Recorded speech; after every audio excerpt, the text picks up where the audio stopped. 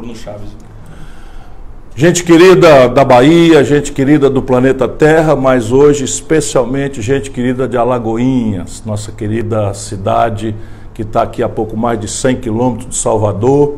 Eu hoje estou aqui em Salvador, vim para uma reunião da Uni, batemos uma boa boca lá sobre o futuro do Brasil, como é bom em reunião de estudante, e encontrei esses queridos companheiros aqui que seguraram a minha bandeira, seguraram a bandeira do Projeto Nacional de Desenvolvimento nessas últimas campanhas de presidente. Aí combinamos de fazer, direto para Alagoinhas, mas daí para o mundo, porque a internet permite, fazer aqui uma live, uma conversa ao vivo.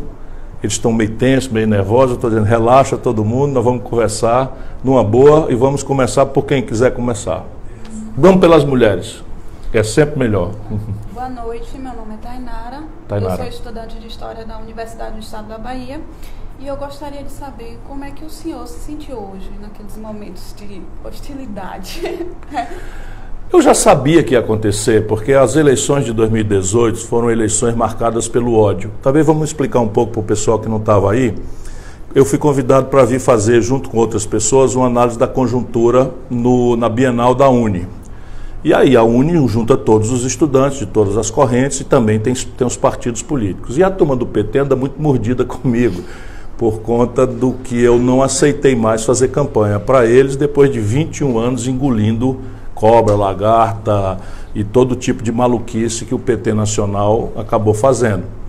E eu sabia que queriam que eu não viesse, mas eles não vão fazer comigo o que fizeram com a Marina Silva, o que fizeram com o PSB, empurraram para a direita. Eu tenho uma história, já tenho 61 anos de idade, ganhei o Prêmio Mundial de Combate à Mortalidade Infantil, fui receber esse prêmio no plenário das Nações Unidas. Eu venho da cidade que tem o melhor IDEB do Brasil, nós temos 77 das 100 melhores escolas públicas do Brasil, de maneira que eu sei o que é na prática ser de esquerda. Ninguém vai me ensinar a ser de esquerda a essa altura do campeonato. E eu fiz questão de vir, aliás, no limite fui só eu que vim, todo mundo mandou representante, vocês viram lá. E eu falei o que eu achei que devia falar, com muita dor, certas questões, mas o Brasil ou vira a página, dessa agenda que acabou elegendo o ódio, o Bolsonaro e essa agenda estreita, e a gente precisa entender com muita humildade, porque a turma do PT chama o eleitor do Bolsonaro de fascista. Espera um pouquinho. 75% dos eleitores de Santa Catarina votaram com Bolsonaro. 68% dos eleitores de São Paulo votaram no Bolsonaro. 72% dos eleitores do Rio de Janeiro votaram no Bolsonaro. 70% dos eleitores de Minas Gerais votaram no Bolsonaro, só para dar um exemplo.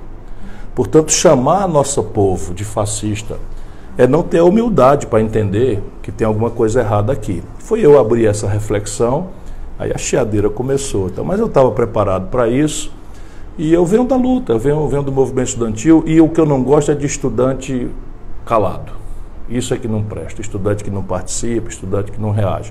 Mas a militância do PT está muito desorientada, e a gente tem que ter, de um jeito, força, para não aceitar a agressividade deles, de outro lado, compreensão.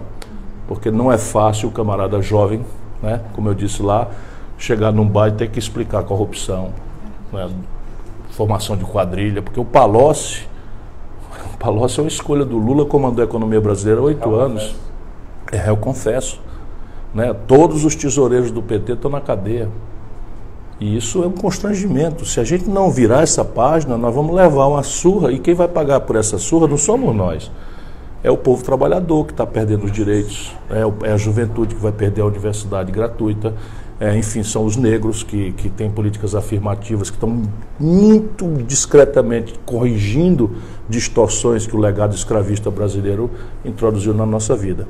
Então eu não diria que me senti bem, porque bom é aplauso, mas também não me senti mal não, porque o papel de um pai, de um professor, também é dizer coisas desagradáveis.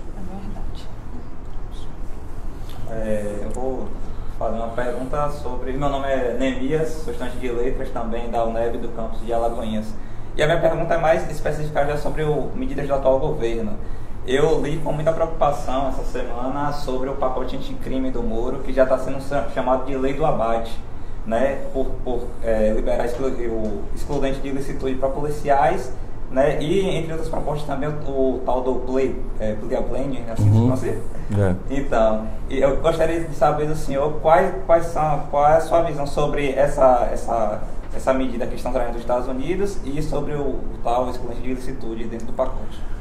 Veja, nós, especialmente nós que lutamos na causa do povo mais pobre, aquilo que se confessionou chamar as forças progressistas, não podemos fazer de conta que o problema da violência e da segurança pública não são um problema central do nosso povo hoje. Uma das graves omissões da esquerda no poder durante 4 mandatos foi não ter feito rigorosamente nada para mudar, para inovar, para, enfim, tentar fazer alguma coisa. E nesse período de quase 20 anos, surgiram as facções criminosas, que são terrivelmente cruéis, perigosas, não poupam não mais sequer as mulheres, e que tem uma conta hoje macabra. São 63.800 homicídios que aconteceram no Brasil nos últimos 12 meses.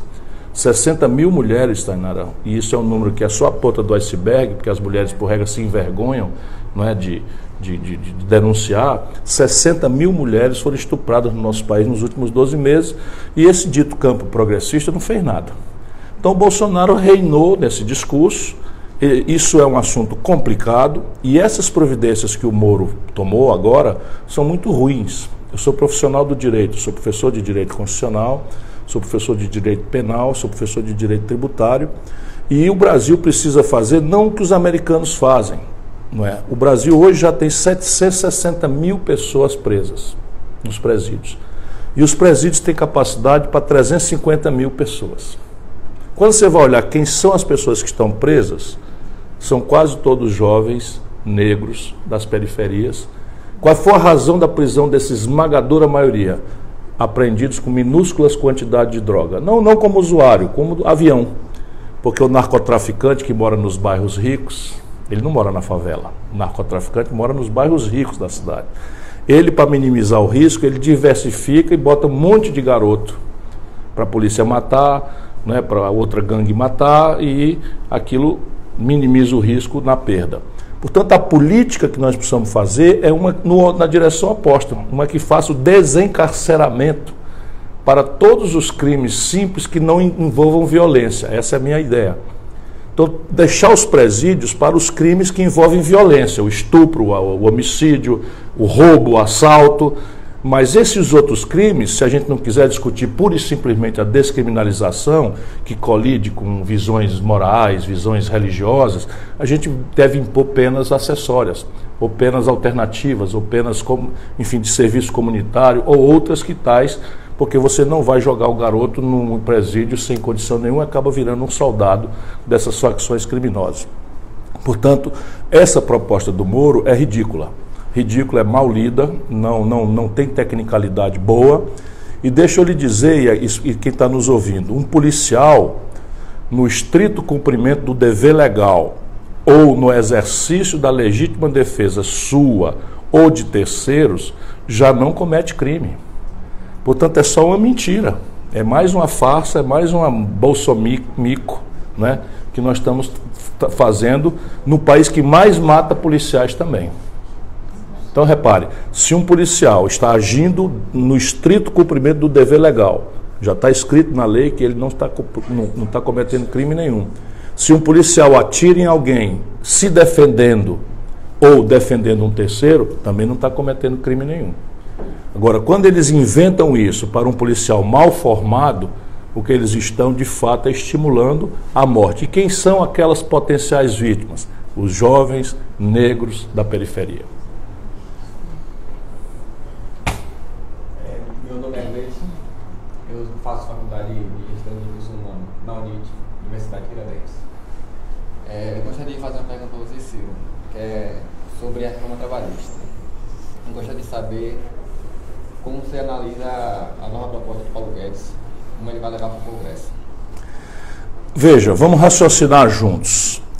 Se em Alagoinhas, amanhã ou sábado, né, por alguma razão na feira aparecer muita banana e pouca gente podendo e querendo comprar banana, o que é que acontece com o preço da banana? Despenca. O que essa gente quer é transformar o trabalho naquilo que o jargão do economês chama de commodity. Ou seja, querem transformar o trabalho como se fosse uma mercadoria, tipo 1 quilo de açúcar ou uma penca de banana, sujeita à lei da oferta e da procura. Ou seja, faltou, aumenta o preço do salário, que é o salário que é o preço do trabalho. Sobrou, diminui o preço do salário pelo desespero do trabalhador. Isso quer dizer que nós estamos sendo, no Brasil, levados a tentar aceitar, pelo desespero que boa parte do nosso povo está passando, voltar a práticas do século XVIII. Não estou nem falando do século XIX, século XVIII, na sequência da Revolução Industrial, em que você foi percebendo gradualmente que o trabalho não pode ser considerado uma mercadoria, porque, por exemplo, logo no começo estavam ali crianças de 4, 5, 6 anos de idade trabalhando. Depois você tinha as famílias simplesmente sem hora para comer, para conviver, porque a jornada de trabalho desprotegida levava 14, 16, 18 horas. Então, com a evolução da humanidade, na Europa especialmente, nos Estados Unidos depois, foi se introduzindo, e no Brasil veio com a Revolução de 30. Foram se introduzindo elementos que foram transformando o trabalho não numa mercadoria como essas commodities, mas como uma mercadoria social de grande centralidade, de grande relevância para o conjunto harmônico da própria civilização. Então está proibido o trabalho infantil, está proibido o trabalho da mulher grávida, está proibido o trabalho do idoso, está proibido a jornada extenuante, está proibido o trabalho em condição análoga à situação de escravo. E isso todos são avanços civilizatórios que custaram muito sacrifício para muita gente na luta. O que essa gente está fazendo? Nesse momento, o Brasil está, meu companheiro, com 27 milhões, olha aqui, 27 milhões de irmãos nossos estão desempregados ou vivendo de bico. O que está acontecendo, portanto, é uma super oferta de mão de obra, que faz com que o preço da mão de obra, que é o salário, esteja se aviltando. Só que o capitalista imbecil, que o Paulo Guedes representa, porque parou de ler em 1980, ele não entende o seguinte: o capitalismo moderno, diferente do passado, feudalista, o capitalismo moderno se afirma no consumo de massa. E o consumo de massa se afirma na renda. Então veja como é imbecil. Eu destruo a renda do trabalhador. Ao destruir a renda do trabalhador, eu deprimo o consumo de uma forma nunca vista. O lojista, comerciante de Alagoinhas sabe o que eu estou falando. E ao fazer isso, olha os números. Desde 3 anos para cá, dessa brincadeira de mau gosto, o Brasil fechou 13 mil indústrias nos últimos 3 anos. A gente precisando desesperadamente industrializar o interior do Brasil. O Brasil está fechando indústria como nenhum país do mundo fechou. O Brasil fechou nos últimos 3 anos 220 mil pontos de comércio. Resultado prático, hoje 63 milhões de brasileiros estão com o nome sujo no SPC, sem poder fazer um crediário, e muitas vezes vai preencher uma ficha de trabalho, porque está com o nome no SPC, também não acessa o trabalho. Ou seja, é uma selvageria do século XVIII que essa gente quer introduzir no Brasil, aproveitando que há uma raiva muito grande das contradições do PT. Mas nós precisamos separar na cabeça do nosso povo o que é o erro grave de uma parte do PT daquilo que é o conjunto de valores que a humanidade civilizada pratica, né? E nós não podemos aceitar mais nenhum avanço contra os direitos dos trabalhadores. Boa noite, meu nome é Bruno Chaves, eu fui articulador estadual da plataforma Todos com Ciro, aqui no estado da Bahia. E hoje, com muito prazer, estou delegando a função de presidir o Partido Democrático Trabalhista na minha cidade, né, que tem uma história magnífica em torno das ferrovias, da Petrobras também, né?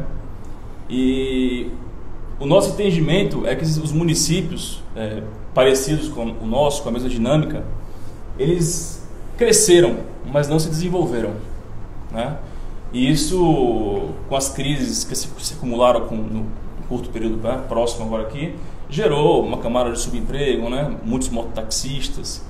E nós hoje estamos desafiados com o futuro de motivar uma nova geração de jovens, né, que eles possam estar entusiasmados com essa mensagem que ficou na campanha, né, da boa política, de um projeto nacional de desenvolvimento, para que eles venham a ocupar esse espaço, né, nos municípios e que venham a se encarregar a formar os projetos municipais de desenvolvimento.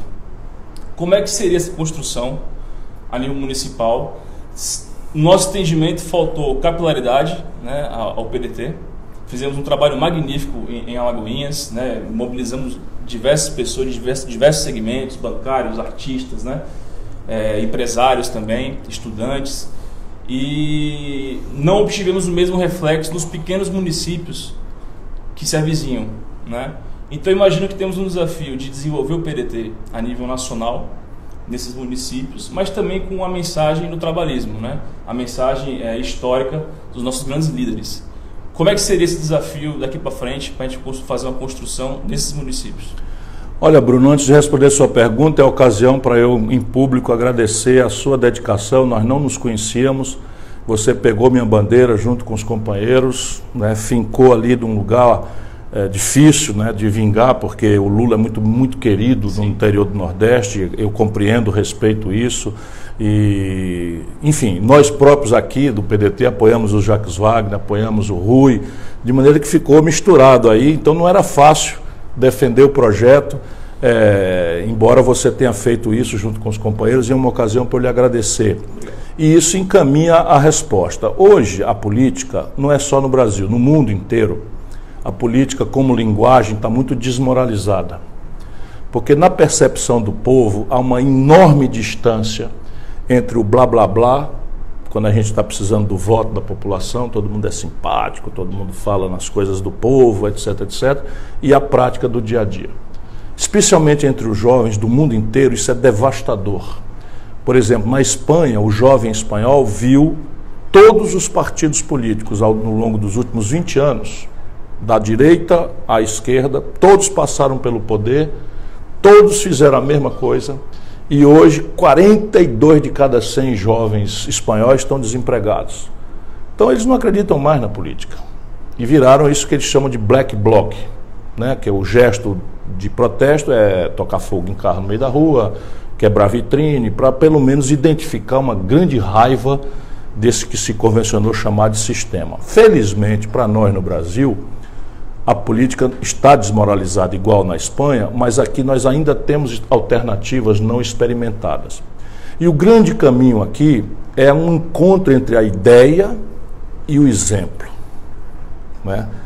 O Brasil está sem ideias há algumas décadas, porque nós, quando minha geração, nós ganhamos todas, né? Nós redemocratizamos o país, fizemos a anistia, fizemos a Constituinte, devolvemos as eleições diretas, combatemos a superinflação, ganhamos todas. De maneira que nossa geração acredita na política, acredita no milagre da política, porque nós vimos acontecer.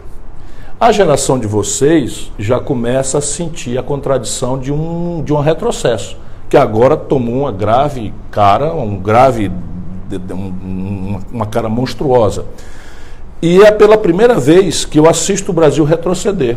Eu tenho 61 anos de idade, só vi o Brasil melhorar e agora estou vendo o Brasil retroceder. Eu mesmo tinha abandonado a política. Eu mesmo, depois de tantos anos, já fui governador, já fui prefeito, sempre mais popular do Brasil, ganhei Prêmio Mundial de Combate à Mortalidade Infantil, recebi no plenário das Nações Unidas, minha cidade tem o melhor IDEB, melhor escola pública do Brasil. Enfim, eu sou muito feliz, muito agradecido, nunca perdi uma eleição na minha terra. E tinha resolvido parar. Resolvi ter um filho, temporão, resolvi mudar para São Paulo, aceitei um empregão super bem remunerado numa empresa, que é a Companhia Siderúrgica Nacional. Revi todas as barragens naquela época da CSN, não tem perigo de nenhuma barragem explodir, porque eu, orientado pelo nosso chefe lá, olhei de uma por uma, mandei periciar todas, estão todas bem seguras, e ganhava um bom salário, mas aquilo não era a minha vida. Veio o golpe, o impeachment da Dilma, que fazia um péssimo governo. Mas o péssimo governo não é razão bastante para você interromper um mandato sagrado que é dado pelo povo.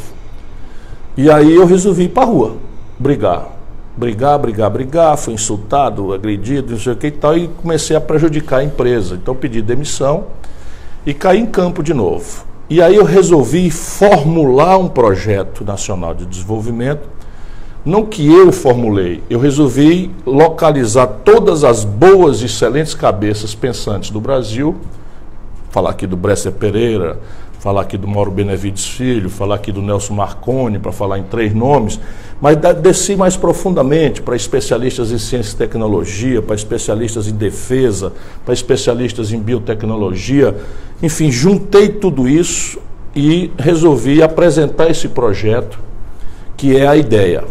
Por que a ideia tem importância? Porque a ideia faz com que o povo não dependa de salvador da pátria. Essa coisa que se inventou do lulismo, com todo respeito, né? O Lula é uma pessoa, volto a dizer, sou amigo dele a vida inteira, ajudei, etc. Mas um país de 206 milhões de pessoas não pode depender de uma pessoa só. Não é sadio isso é um modelo de caudilismo corrupto, que só fez mal às nações que não tiveram 10, 20, 30 homens e mulheres capazes de dar sequência a uma ideia. É a ideia que deve ser imortal, não as pessoas que somos mortais. E para que isso não seja mais um blá blá blá, é preciso um exemplo. E aí o exemplo é assim, você tem que ter uma história em que qualquer crítica mais dura, mais azeda, você possa responder. Então, a população tem a sensação de que todo político é ladrão. Isto não é verdade. Eu tenho 39 anos de vida pública, isso nada mais é do que a minha obrigação, mas nunca respondi por nenhum mal feito, nunca, nem para ser absolvido. Isso é grande vantagem? Não, é uma decisão de vida que eu tomei, mas isso me dá moral para dizer, peraí um pouquinho, né? Peraí um pouquinho, eu sou sério, posso ter outros defeitos, mas nessa parte eu não erro. Aí não, o povão acha que o político é privilegiado, e olhe que é para valer. Eu, aos 36 anos de idade, eu estou só dando exemplo porque estou falando que exemplo e ideia são a resposta para quem quiser realmente subverter a descrença do povo. Então eu, com 36 anos de idade, muito cedo, era ex-governador, ex-ministro, ex-prefeito e ex-deputado. Pelas imoralíssimas leis brasileiras, eu tinha direito a 3 pensões vitalícias que somada me dariam hoje R$86 mil por mês. Nunca aceitei receber nenhuma porque considerava imorais. Não hoje. Lá atrás. Se tivesse na renda fixa, hein? E eu não tenho empresa, não tenho outra atividade, vivo do meu salário, pago minha previdência privada, pago plano de saúde pesado, porque também, como muita gente, não acredito muito na saúde pública, apesar do esforço de muitos profissionais de saúde. Enfim, estou falando disso, parecendo que estou me elogiando, mas não estou. Estou só querendo dizer que o que vai resolver a reversão da confiança do nosso povo na política é a ideia e o exemplo. Não adianta nada você ter uma boa ideia se ela não guarda a menor coerência com a sua prática vivencial, com o seu exemplo. Também não adianta nada você ter um exemplo de dignidade. Muita gente faz discurso moralista no Brasil, mas quando você vai puxar, e aí? Não tem ideia nenhuma para resolver o problema. Hoje, por exemplo, a Sônia Guajajara, que é uma queridíssima, foi candidata a vice do Boulos, que é um outro amigo muito querido, me condenou porque eu estou defendendo o projeto de desenvolvimento para o país. Assim, para que desenvolvimento, Ciro Gomes? O desenvolvimento está destruindo a natureza. Aí eu não quis contraditá-la em público, fui lá no ouvido dela e disse, Sônia, a Guajajara, o desenvolvimento é porque tem 27 milhões de brasileiros desempregados.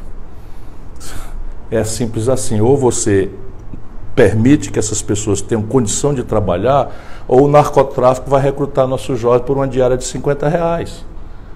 E o Brasil não tem alternativa de não se desenvolver. Claro que o desenvolvimento não pode ser feito a qualquer preço, depredando o meio ambiente, mas a gente sabe já tecnologicamente fazer desenvolvimento sustentável.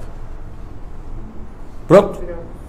Gente boa de Alagoinha. Valeu, muito pessoal, obrigado, Bruno. Um abraço a todos. Só aqui rapidinho, daqui 19 dias estamos lançando a plataforma Enfrente.org. Acessem aí e vai ser algo bacana que vai continuar esse projeto a nível nacional. Enfrente.org, todos com Ciro, muito obrigado. E eu chego pessoalmente aí um dia desses. Valeu, pessoal. Um abraço aí. Abração.